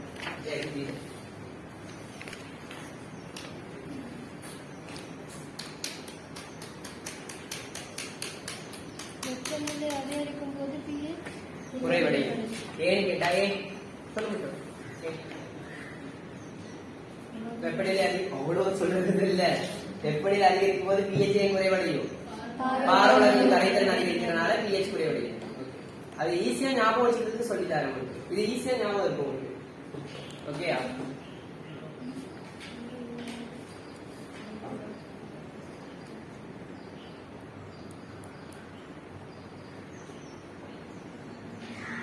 வெப்பநிலை அதிகரிக்கும் போது அதுல நீர்வாழங்கிகளோட சுவாசம் என்ன நடக்கும்? சுவாசம் என்ன நடக்கும்?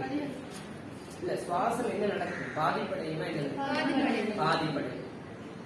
ஆனா தாவரங்கள்ல வெப்பநிலை அதிகரிக்கும் போது என்ன நடக்கும்? சுவாசம் என்ன நடக்கும்? அதிகரிக்கும். பட் ஞாபகம் வச்சுக்க ஒரு விஷயம், எதுனாலும் லிமிட். அளவுக்கு மிஞ்சினால் அமிர்தம், எதுனாலும் லிமிட். ஒரு லிமிட்டை தாண்டும் பட்சத்துல என்ன செஞ்சாலும் குறை. உனக்கு கூட நல்லா சாப்பிட்டுட்டு வந்து யாருச்சுன்னா நல்லா செயற்பாட்டுக்கு நல்லா இருந்திருப்ப. ஓவரா சாப்பிட்டியா இருந்தா மண்டை புத்தி வந்துடும். அதுக்கப்புறம் செயற்பாடெல்லாம் இப்ப கூட கையை தூக்கும் போது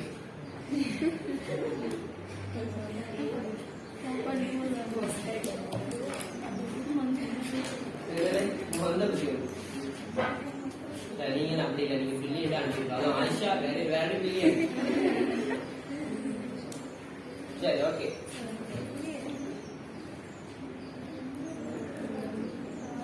ஓகே தானே? ஓகேயா? ஓகேயா? வேர்க்குதா? வெக்கையா இருக்கா? வெக்கையா இருக்குன்றது எப்படி சொல்லுவீங்க? வேர்க்கு. நீங்க எப்படி சொல்ல போறீங்க? 30 பாகை செல்சியஸ் அப்படி சொன்னீங்கன்னா என்ன நடக்கும்? சரி, ஓகே, சரி, ஓகே,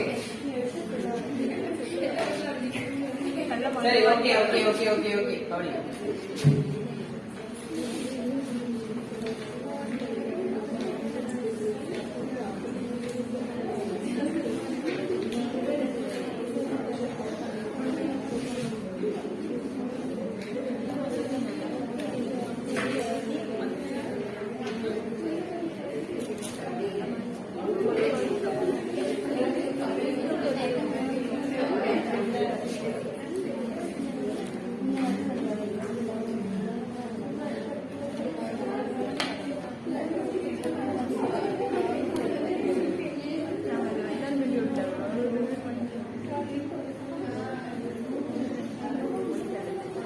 அப்ப சரி, ஓகே. அப்ப நீரின் வெப்பநிலையில முக்கியத்துவங்கள் கேட்டா எழுதுவீங்க தானே? ஓகே. அப்ப நீரின் வெப்பநிலை அதிகரிக்கும் போது DO பெருமானம் என்ன நடக்கும்? குறையும். நீரின் வெப்பநிலை அதிகரிக்கும் போது pH பெருமானம் நடக்கும்? குறையும். நீரின் வெப்பநிலை அதிகரிக்கும் போது DOD பெருமானம் நடக்கும்? நீரின் வெப்பநிலை அதிகரிக்கும் போது நுழைவுகளின் குடித்தொகை நடக்கும்? நீரின் வெப்பநிலை அதிகரிக்கும் போது சேதன பொருட்கள் பிரிகையடையும் அளவு எப்படி இருக்கும்? நீரின் வெப்பநிலை அதிகரிக்கும் போது ஆக்சிஜன் அளவு என்ன நடக்கும்? குறையும். நீரின் வெப்பநிலை அதிகரிக்கும் போது ஒளித்தொகுப்பீட்டு அளவு என்ன நடக்கும்? குறையும். நீரின் வெப்பநிலை அதிகரிக்கும் போது பாரளவின் கரைதிறன் நடக்கும்? நீரின் வெப்பநிலை அதிகரிக்கும் போது உப்புகளோட கரைதிறன் அதிகரிக்கும். நீரின் வெப்பநிலை அதிகரிக்கும் போது உவர்த்தன்மை நடக்கும்? நீரின் வெப்பநிலை அதிகரிக்கும் போது ஈசி பெருமானம் நடக்கும்? அதிகரிக்கும். நீரின் வெப்பநிலை அதிகமா உள்ள சந்தர்ப்பத்தில் TSS அளவு எப்படி இருக்கும்? சரி, இவ்வளவுதான் விஷயம். ஓகே. சோ அப்ப எல்லாத்தையும் நீரின் வெப்பநிலை அதிகரிக்கும் போது அப்படியே எழுதாதீங்க. கொஞ்சம் மாத்தி மாத்தி எழுதுறது. முக்கியத்துவம் என்னென்ன கொடுத்துருக்கணும் அதை மாத்தி மாத்தி எழுதுறீங்க. சரி, ஓகேயா? சரியோ? சரி, ஓகே. அடுத்தது பாத்தீங்கன்னா நீரின் நிறம். நீரின் நிறம் பாத்தீங்களா இருந்தா 2 வகைப்படுமா? சரி, நீரின் அடர்த்தி எத்தனை வகைப்படும்? மண்ணின் அடர்த்தி எத்தனை வகைப்படும்? 2 வகை. தோட்டடர்த்தி, உண்மை அடர்த்தி. அதே மாதிரி நீரின் நிறம் எத்தனை வகைப்படும் கேட்டா உண்மை நிறம், தோற்ற நிறம். தோற்ற நிறம் எழுதி கொள்வோம். அதுக்கப்புறம் உண்மை நிறம் எழுதி கொள்வோம். உண்மை நிறம். ஞாபகம் வச்சுக்கோ, தோட்ட நிறத்தை நாங்க எப்படி சொல்லுவோம்? அப்பரண்ட் கலர்னு சொல்லுவோம். என்ன கலர்னு சொல்லுவோம்? Apparent colour. பல்க் கலர் எழுதிடாதீங்க. ஏன் அது பல்க் டென்சிட்டினால பல்க் கலர் எழுதிடாதீங்க. தோட்ட நிறம் என்பது அப்பரண்ட் கலர். அப்பரண்ட் கலர்னா அப்பியரன்ஸ் சொல்லுவாங்க. அல்லதுதா உங்களோட அப்பியரன்ஸ் என்பது உங்களோட தோற்றம். சோ அதே மாதிரி உண்மைனா ட்ரூ கலர் எழுதுனா, ஓகேயா? சோ உண்மைனா ட்ரூ கலர். ஓகே, சரி. சோ ஞாபகம் வச்சுக்கோ, நீரின் நிறம் என்பது 2 வகைப்படும். தோற்ற நிறம், உண்மை நிறம். தோற்ற நிறம் என்பது என்னன்னா உங்களோட வெற்று கண்ணுக்கு புலப்படக்கூடிய நீரின் நிறத்தை தான் நாங்க எப்படி சொல்லுவோம்? தோற்ற நிறம். உண்மை நிறம்னா என்னதுன்னா ஒரு நீரில் கரைந்துள்ள துணிக்கைகளின் வாயிலாக அந்நீருக்கு கிடைக்கப்பெறும் நிறம் தான் என்னது? உண்மை நிறம். ஓகேயா? சரி, தோற்ற நிறத்தை நாங்க கண்ணால காண முடியும். ஆனா உண்மை நிறத்தை என்பது பார்க்க இயலாது, ஷுவரா தெரிஞ்சு கொள்ள இயலாது. ஓகேயா? தோற்ற நிறம் என்பதை நாங்க இதாக்க முடியும், பட் உண்மை நிறம் என்பது ஷுவரா நாங்க தெரிஞ்சு கொள்ள இயலாது. ஓகே, சரி. தோற்ற நிறத்தை துணிவதற்கு நாங்க பயன்படுத்தக்கூடிய ஒரு உபகரணம் கேட்டா உங்களுக்கே தெரியும். முதல் சொல்லி கொடுத்திருக்கேன், செக்கி தட்டு அல்லது செச்சி டிஸ்க்னு சொல்லுவாங்க தானே? செக்கி தட்டு பாத்திருக்கீங்களா? காட்டிருக்கனா? செக்கி தட்டு இங்கிலீஷ்ல எப்படி சொல்லுவாங்க? செச்சி டிஸ்க்னு சொல்லுவாங்க. செச்சி டிஸ்க் ஞாபகம் வச்சுக்கோ. ஞாபகம் வச்சுக்கோ செக்கித்தட்டு. பட் இந்த செக்கித்தட்டு என்பது பிரதானமா பயன்படுத்தப்படுவது எதுக்காக அப்படின்னு கேட்டீங்கன்னா களங்கத்தன்மையை துணிய. என்ன தன்மை துணிய? திருப்பி சொல்றேன், இந்த தோட்ட நிறத்தை துணிவதற்கு நாங்க பயன்படுத்தப்படுற ஒரு உபகரணங்கள் ஒண்ணு என்னது? செக்கிடிஸ். பட் செக்கிடிஸ்ன்றது பிரதானமா எதுக்கு பயன்படுத்துவாங்க? நீரிண்ட இடத்தன்மை களங்கத்தன்மையை துணிகிறதுக்கு. அப்ப கேட்கலாம், சார் செக்கிடிஸ்க பயன்படுத்தி பிரதானமா என்ன துணிவாங்க? நீரிண்ட களங்கத்தன்மை. அப்ப தோட்ட நிறத்தை துணியும் போது செக்கிடிஸ் மட்டும் பயன்படுத்த மாட்டாங்க, அதோட ஒரு அளவு திட்டம் இருக்கும். அதுக்கு பேர் ஃபாரல் ஜூலே அளவு திட்டம் அல்லது அளவிடை. சொல்லு, ஃபாரல் ஜூலே அளவிடை. எப்படி? ஃபாரல் ஜூலே அளவிடை. ஓகேயா? சோ ஞாபகம் வச்சுக்கோ, நீரின் தோட்ட நிறத்தை துணிவதற்கு எங்களுக்கு என்னென்ன தேவை? செக்கித்தட்டும் ஃபாரல் ஜூலே அளவிடையும். செக்கித்தட்டை அப்படியே நீருக்குள்ளுக்கு விட்டுட்டு நீர் அந்த ஃபாரல் ஜூலே அளவிடையின் மூலமாக நீரின் நிறத்தை காணும். இது ஒவ்வொரு நாள் வேணா பிராக்டிகல் செஞ்சு பார்ப்போம் ஒரு நாள். ஓகே, சரி. சோ இந்த செக்கித்தட்டு என்பது எப்படி இருக்குன்னு உங்களுக்கு தெரியும். செக்கித்தட்டு என்பது எப்படி இருக்குன்னு கேட்டா இந்த மாதிரி ரவுண்டா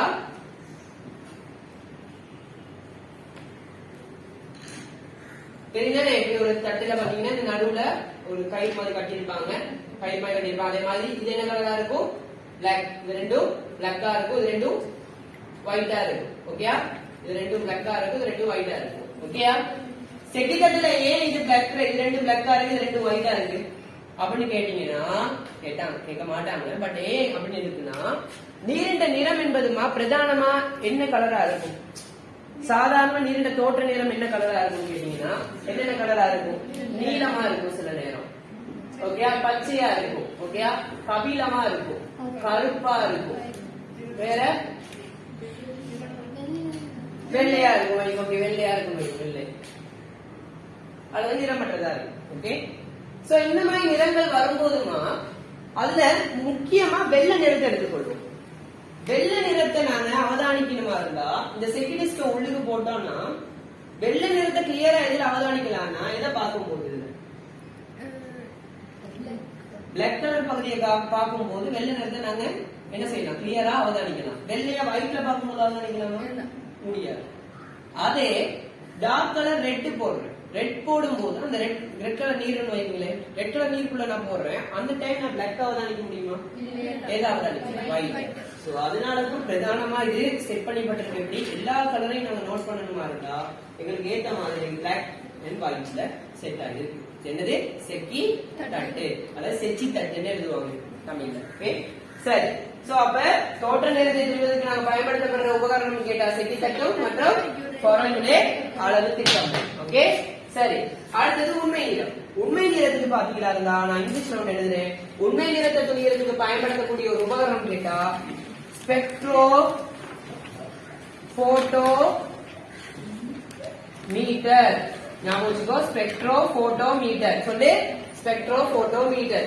யூனிவர்சிட்டியில பாத்தீங்கன்னா இது ஒரு தனி சப்ஜெக்டாவே படிப்பேன். தனி சப்ஜெக்ட்ல ஒரு பகுதியாவே படிப்பேன். Spectrophotometer. இதுக்கு தமிழ் பேர் பாத்தீங்கன்னா நிறமாலை ஒளிமானி. சொல்லு, நிறமாலை ஒளிமானி.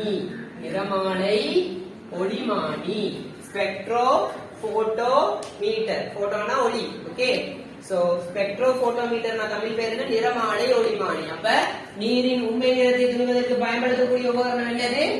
நிறமாலை ஒளிமானி. என்ன? நிறமாலை ஒளிமானி.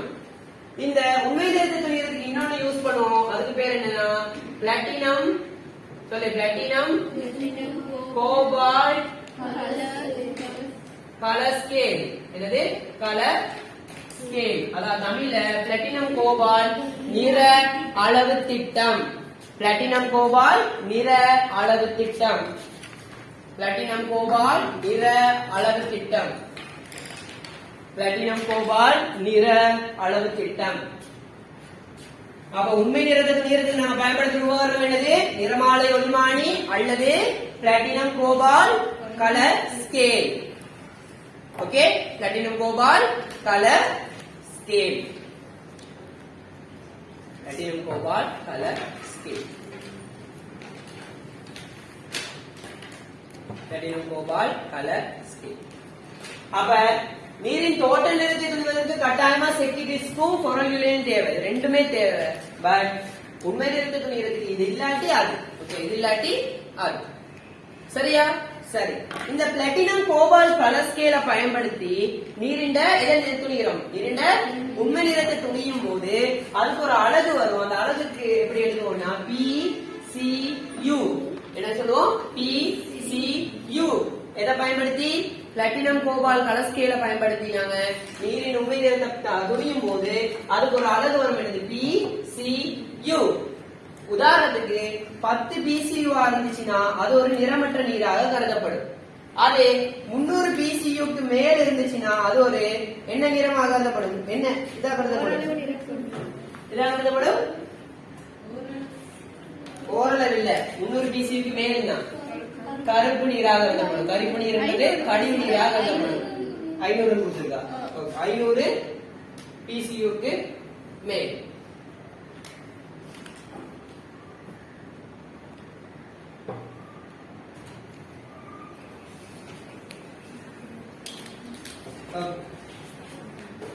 சரிதானே? அப்ப நீரின் உண்மை நிறத்தை துணிகிறதுக்கு பயன்படுத்தக்கூடிய உபகரணம் என்னது? ஸ்பெக்ட்ரோபோட்டோமீட்டர். தமிழ்ல நிறமாலை, நிறமாலை, நிறமாலை. ஓகே. சோ வேற என்னது பயன்படுத்துறோம்? Platinum Gopal colour scale. Okay. So இந்த தோற்ற நிறம் என்பது எதற்கமைய வேறுபடும் கேட்டா, இந்த தோற்ற நிறம் என்பது என்னென்ன விஷயங்களுக்கு அமைய வேறுபடும் கேட்டா ஞாபகம் வச்சுக்கோங்க. தோற்ற நிறம் என்பது முதலாவது அந்த நீர்ல கரைந்துள்ள, அந்த நீர்ல உள்ள, ஓகேயா, தொங்கல் நிலை பதார்த்தங்கள், அல்காக்கள் மற்றும் கால்சியம் கார்பனேட்டு, சுண்ணாம்புக்கள் மூலமாக அந்த நீரின் நிறம் என்ன நடக்கும்? வேறுபடும். என்ன நிறம்? என்ன நிறம்? தோற்ற நிறம். என்னதுக்கு அமைய? அதுல உள்ள தொங்கல் நிலை துணிக்கைகள், அல்கா வகைகள், கால்சியம் கார்பனேட்டு அதற்கு அமைய வேறுபடும். வேற என்னத்துக்கு அமைவா வேறுபடும்னா அதுல கரைந்துள்ள பல்விக் அமிலம். என்ன அமிலம்? பல்விக் அமிலம் மற்றும் தனியின் மற்றும் ஹியூமிக் அமிலம் போன்ற அமிலங்களின் மூலமா, உலோகங்கள், அதன் மூலமாக என்ன நடக்கும்? அதன் தோற்ற நிறம் என்ன நடக்கும்? வேறுபடும். அதே மாதிரி நீரிண்ட அடிப்புறத்தின், ஓகேயா, நீரிண்ட அடிப்புறம் இருக்குதா, நீர் முதல் அடிப்புறம், அந்த அடிப்புறத்தின் நிறத்துக்கு அமைவாகவும் என்ன நடக்கும்? தோற்ற நிறம் வேறுபடும். அதே மாதிரி நீர் முதலில் ஆழத்துக்கு அமைவாகவும் வேறுபடும். கொஞ்சம் யோசிச்சு பாருங்க, கடல்ல கலர் யோசிச்சு பாருங்களேன். கரையில ஒரு கலரா இருக்கும், ஆழ்கடல்ல ஒரு கலரா இருக்கும். பாத்திருக்கீங்களா? கடல்ல கலர் ஒரு ஒரு இடத்துல இருக்கு. ஏன்னா ஆழம், நீர் முதலில் ஆழத்துக்கு அமையும் என்ன வேறுபடும்? அது நீரிண்ட நிறம் வேறுபடும். என்ன நிறம்? தோற்ற நிறம். ஓகேயா? வேற என்னத்துக்கு அமையா வேறுபடும்னா அந்த நீர்ல காணப்படுற தாவரங்களின் குடித்தொகைக்கு அமைவாகவும் என்ன நடக்கும்? நீரின் நிறம் வேறுபடும். வேற என்னத்துக்கு அமையா வேறுபடும்னா அந்த நீரின் தாவர போர்வை, அதாவது தாவர போர்வைனா தாவரங்கள் அந்த நீரை சூழ்ந்து காணப்படும் போது அதன் நிறம் ஆட்டோமேட்டிக்கா வேறுபடும். சோ ஞாபகம் வச்சுக்கோங்க இந்த விஷயங்கள். திருப்பி சொல்றேன், நீரின் தோற்ற நிறம் எதற்கமைவாக வேறுபடும் கேட்டா நீரில் காணப்படக்கூடிய தொங்கல் நிலை துணிகைகள், அல்கா வகைகள், கால்சியம் கார்பனேட்டு, உலோகங்கள், பல்விக் அமிலம், ஹியூமிக் அமிலம், டனின் போன்ற உலோகங்களுக்கு போன்ற அமில வகைகளுக்கு காரணமாகவும் என்ன நடக்கும்? நீரின் நிறம் மாற்றமடையும். அதே மாதிரி நீர் முதலில் என்ன நடக்கு? அடிப்புறத்துக்கு அமைவு, அடிப்புறத்தின் நிறத்துக்கு அமைவாகவும் என்ன நடக்கும்? நீரின் தோற்ற நிறம் மாற்றமடையும்.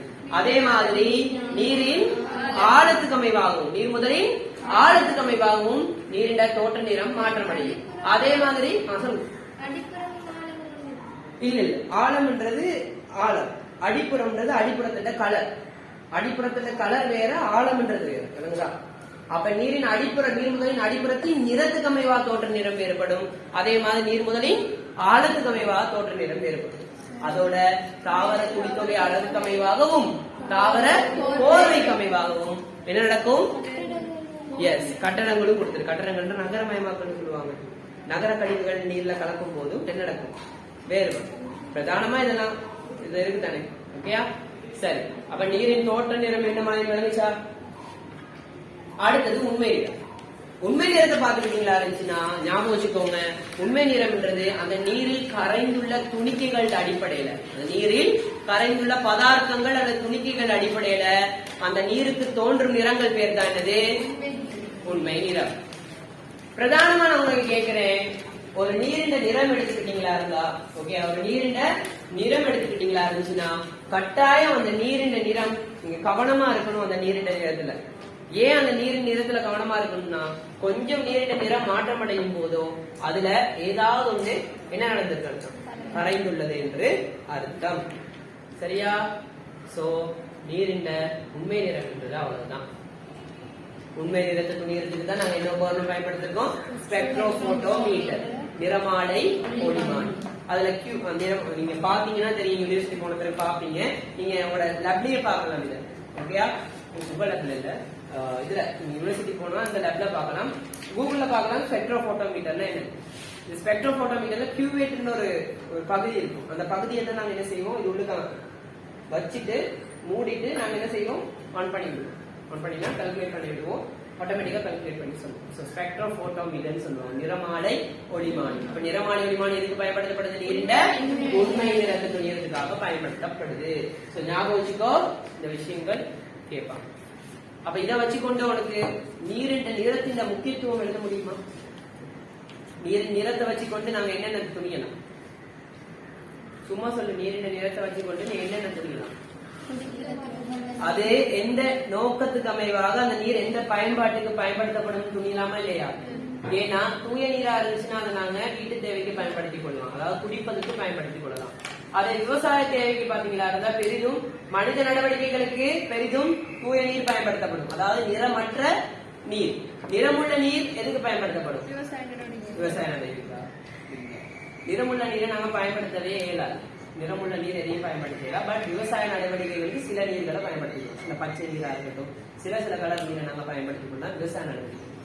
சோ ஞாபகம் வச்சுக்கோ, விவசாய நடவடிக்கைகளுக்கு பயன்படுத்தும் நீர்ல நாங்க தூயதா இருக்கணும்னு நாங்க என்ன தேவை. பட் மனித நடவடிக்கைகளுக்கு பயன்படுத்தும் அனைத்து நீரும் எப்படி இருக்கணும்? தூய நீரா இருக்கணும், நிறமற்ற நீரா இருக்கணும். ஓகேயா? அதே நீரின் நிறத்தை வச்சுக்கொண்டு வேற என்னது துணியலாம்? நாங்க என்ன துணியலாம்? நீரின் நிறத்தின் முக்கியத்துவங்கள்ல இருக்கு. என்ன துணியலாம் வேற? நீரின் நிறத்தை வச்சுக்கொண்டு நீரில் காணப்படக்கூடிய சேதன பொருட்கள் அளவை துணியலாமா? துணிய முடியாதா? துணியலாம். சேதன பொருட்கள் அளவு அதிகமா இருந்தா நீரின் நிறம் மாற்றமடையுமா? மாற்றமடையாதா? மாற்றமடையும். நீரின் நிறத்தை வச்சுக்கொண்டு கலங்கத்தன்மை துணியலாமா? துணிய முடியாதா? துணியலாம். ஓகேயா? நீரின் நிறத்தை வச்சுக்கொண்டு அதன் ஆக்சிஜன் அளவு துணியலாமா? துணிய முடியாதா? துணியலாம். ஏன்? நீரின் நிறத்தை வச்சுக்கொண்டு ஒளித்தொகுதி துணியலாமா? துணிய முடியாதா? துணியலாம். சரியா? அப்ப நீரின் நிறமானது எது இருக்கு, அதுல முக்கியத்துவங்களை நோட் பண்ணிக்கோங்க. ஈஸியா உங்களுக்கு விளங்கக்கூடியதை நோட் பண்ணிக்கோங்க. சும்மா எல்லாத்தையும் எழுதக்கூடாது.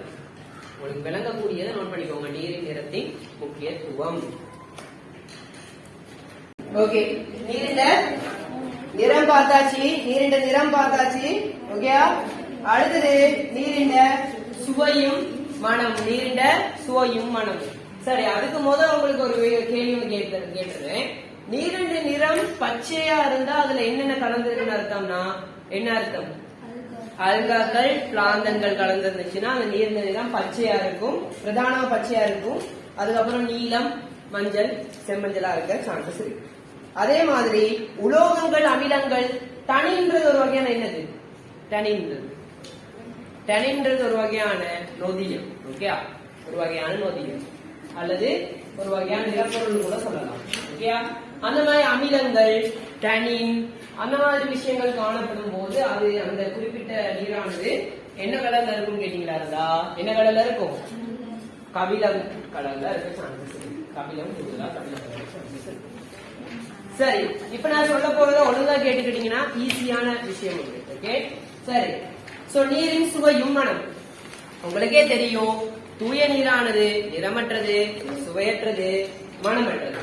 சோ நீருக்கு சுவையோ ஒரு மனமோ வரும்போது அதுல கட்டாயம் ஏதோ ஒரு விஷயம் சேர்க்கப்பட்டுள்ளது அல்லது கலந்துள்ளது என்று அர்த்தம். உதாரணத்துக்கு சுவை மனத்துல மாற்றம் ஏற்படும் போது அதுல என்னென்ன கலந்துருக்குன்னு பாத்தீங்கன்னா சேதன பொருட்கள் மற்றும் கைத்தொழில் கழிவுகள் நீருடன் சேர்வதன் காரணமாக. முதலாவது இதுதான் சேதன பொருட்கள் மற்றும் கைத்தொழில் கழிவுகள் நீருடன் சேர்வதன் காரணமாக நீரின் என்ன மாற்றமடையும்? சுவையும் மனமும் மாற்றமடையும். அடுத்தது உயிரினவியல் செயற்பாடுகள் காரணமாக. தெரியுமா? உயிரினவியல் செயற்பாடுகள் தெரியாதா? மலம் சலம் எல்லாம் கழிக்கும் போது கட்டாயம் நீரின் நிறமும் மனமும் சுவையும் மாற்றமடையும். எங்கடா டேஸ்ட் பண்ணியா பார்த்த மாற்றமடையும் கேட்பீங்க. சரியா? அப்படி உயிரினவியல் செயற்பாடுகள் காரணமாக இருந்துச்சுன்னா நீருக்கு சுவை மனம் மாற்றம் ஏற்படும் எந்த சந்தர்ப்பத்தினா சேதன பொருட்களும் கைத்தொழில் கழிவுகளும் நீருடன் சேரும் போதும் மற்றும் உயிரினவியல் செயற்பாடுகள் காரணமாக. இப்ப உங்களுக்கு தெரிஞ்ச உயிரினவியல் செயற்பாடு என்னன்னு தெரிஞ்சது கூடுதலான கடல் நீர்ல தான் கழிக்கிறாங்க. அந்த கடல் நீரை சுத்திகரிச்சுதான் நீங்க வாட்டர் ட்ரிங்க் ஆரம்பிக்கிறீங்க. சரியா? சரி. சரி. அது மட்டும் இல்லாமல் ஆவிப்பரப்பு தன்மை கொண்ட பதார்த்தங்கள் காரணமும் நீரின் சுவையும் மனமும் வேறுபடும். ஆவிப்பரப்பு தன்மை கொண்ட பதார்த்தங்கள்னா நீங்க உங்களோட சென்ட் பாட்டில் இருந்து எல்லாமே சொல்லலாம்.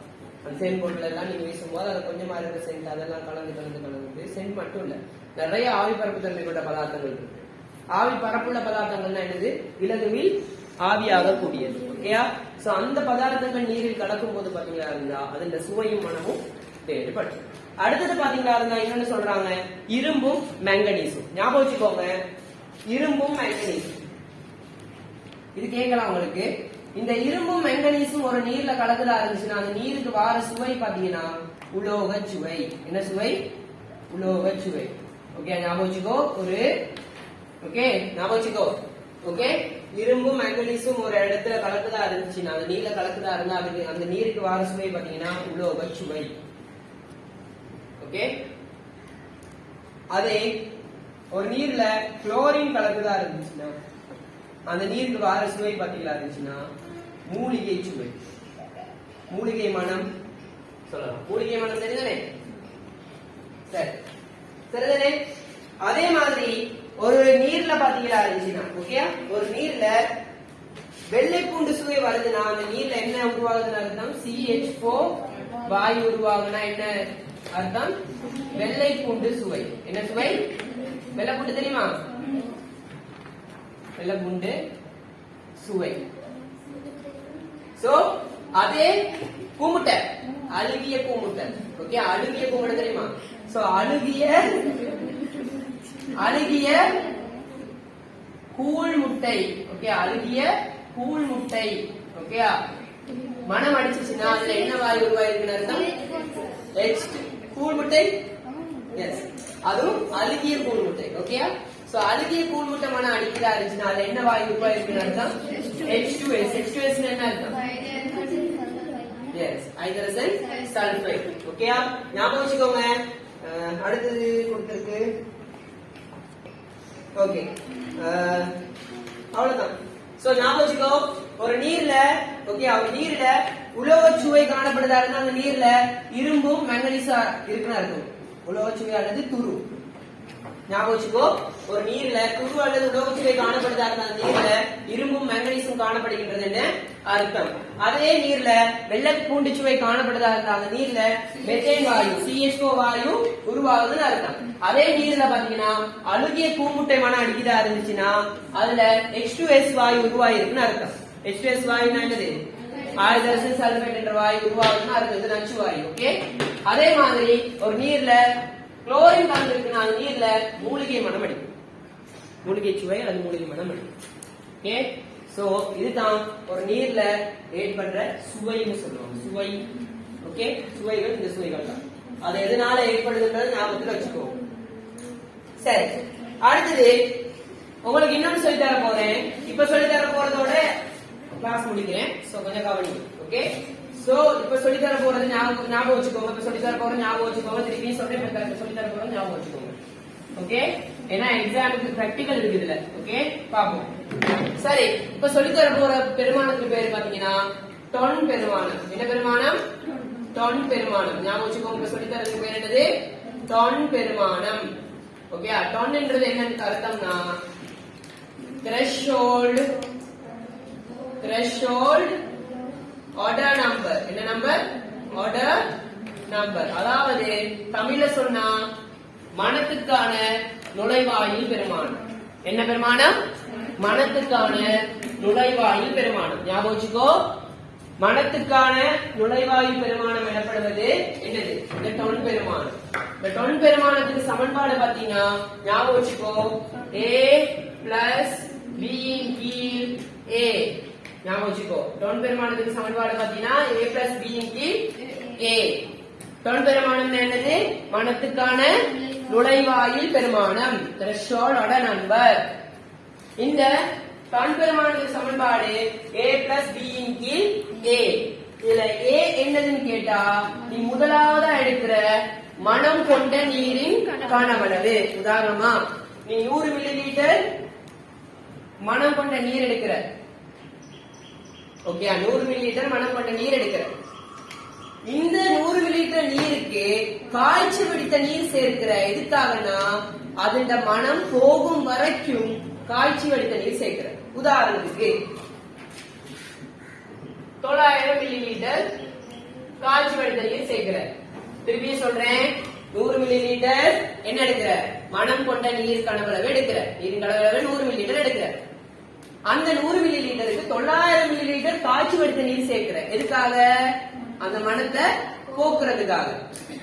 இப்ப இதுல டொன் பெருமானம் கேட்டா என்ன எழுதுவ? 900 பிளஸ் 100 கீழ் 100. சோ 1000 கீழ் 100 ரெண்டு வெட்டுப்படும் 10 டொன் பெருமானம். ஓகேயா? சோ ஞாபகம் வச்சுக்கோங்க, டொன் பெருமானம் எனப்படுவது மனத்துக்கான நுழைவாயில் பெருமானம்.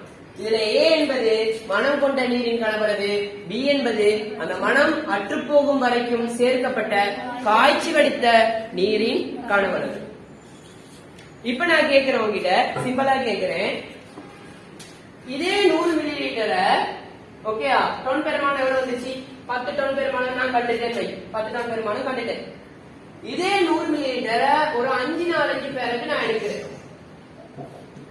ஒரு 5 நாளைக்கு பிறகு எடுக்கிறேன். அப்ப ஓகேயா, அப்ப திருப்பியும் டொன் பெருமானம் காண்றதுக்காக இந்த 100 மில்லிலிட்டரை எடுத்து நான் காய்ச்சி வடித்த நீர் சேர்க்கிறேன்.